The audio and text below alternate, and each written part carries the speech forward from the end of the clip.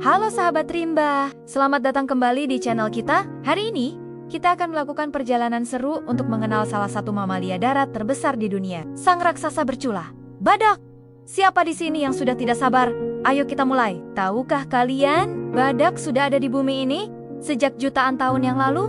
Loh, mereka adalah fosil hidup sejati. Ada 5 spesies badak yang tersisa di dunia saat ini. Badak putih dan badak hitam yang berasal dari Afrika, serta badak India, badak Jawa, dan badak Sumatera, yang merupakan kebanggaan Asia. Sayangnya, semuanya berada dalam status terancam punah. Mari kita kenali mereka satu persatu. Badak putih. Meskipun namanya putih, warnanya sebenarnya abu-abu. Nama putih ini berasal dari kesalahan terjemahan kata wit dari bahasa Afrikaans yang artinya lebar, merujuk pada mulutnya yang lebar untuk merumput. Mereka adalah yang terbesar dari semua spesies badak. Sementara itu, saudaranya, badak hitam, memiliki bibir atas yang runcing dan bisa digerakkan, mirip belalai kecil. Ini sangat berguna untuk membantunya meraih daun dan ranting dari semak belukar. Sekarang, kita terbang ke Asia. Di sini kita punya badak India yang gagah, dengan satu cula dan kulit tebal yang tampak seperti lempengan baju zirah. Keren kan? Mereka suka sekali berendam di lumpur atau air untuk menjaga suhu tubuh dan melindungi kulit dari serangga. Lalu, ada 2 permata dari Indonesia. Pertama, badak Jawa, yang juga punya satu cula. Spesies ini sangat langka dan hanya bisa ditemukan di Taman Nasional Ujung Kulon, Banten. Mereka adalah salah satu mamalia besar paling terancam di dunia. Dan yang terakhir, si imut berbulu, badak Sumatera. Mereka adalah spesies badak terkecil dan satu-satunya badak Asia yang memiliki 2 cula, mirip seperti kerabatnya di Afrika. Uniknya lagi, tubuh mereka ditumbuhi rambut, terutama saat masih muda. Mereka hidup di hutan-hutan lebat di Sumatera dan Kalimantan. Nah, pasti banyak yang penasaran. Cula badak itu terbuat dari apa sih? Tulang, tanduk, salah besar. Cula badak sebenarnya terbuat dari keratin, zat yang sama yang membentuk rambut dan kuku kita. Jadi, memotong cula badak itu sama seperti memotong kuku.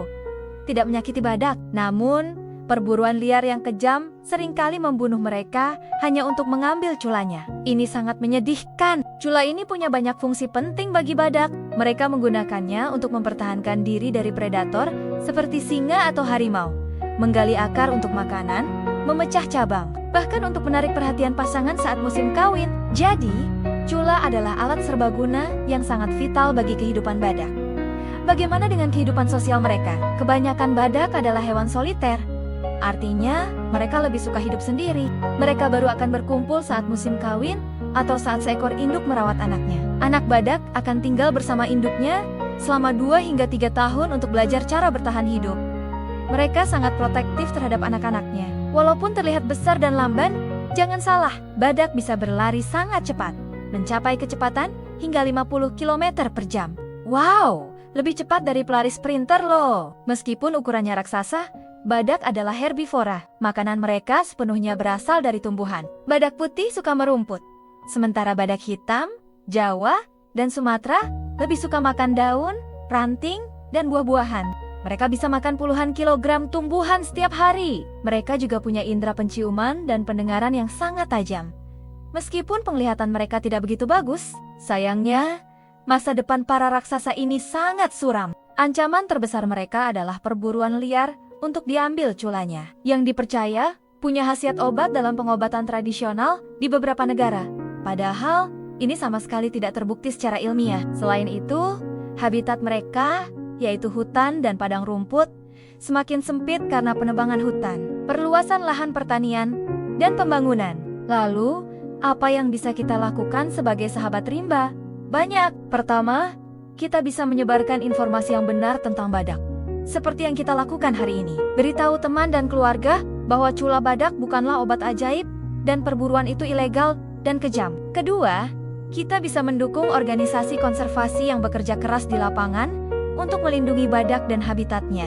Mereka melakukan patroli anti perburuan, merawat badak yang terluka, dan bekerja sama dengan masyarakat lokal. Kita juga bisa mengurangi jejak ekologis kita dengan menghemat sumber daya dan mendukung produk yang ramah lingkungan. Kita turut membantu menjaga kelestarian hutan yang menjadi rumah bagi badak dan satwa liar lainnya. Setiap tindakan kecil kita, jika dilakukan bersama-sama, akan memberikan dampak yang besar. Mari kita bayangkan, sebuah dunia di mana anak cucu kita masih bisa melihat kemegahan badak, bukan hanya dari gambar atau video, tapi di alam liar mereka. Itu adalah mimpi yang bisa kita wujudkan bersama. Badak adalah bagian tak ternilai dari keanekaragaman hayati planet ini. Kehilangan mereka berarti kehilangan sebagian dari warisan alam kita. Jadi, sahabat rimba, mari kita menjadi suara bagi mereka yang tidak bisa berbicara. Jadilah pahlawan bagi badak. Sebarkan kesadaran, dukung upaya konservasi, dan jadilah generasi yang menyelamatkan badak dari kepunahan. Mereka mengandalkan kita. Terima kasih sudah menonton video kali ini. Semoga informasi ini bermanfaat dan bisa menambah kecintaan kita pada satwa liar Indonesia dan dunia.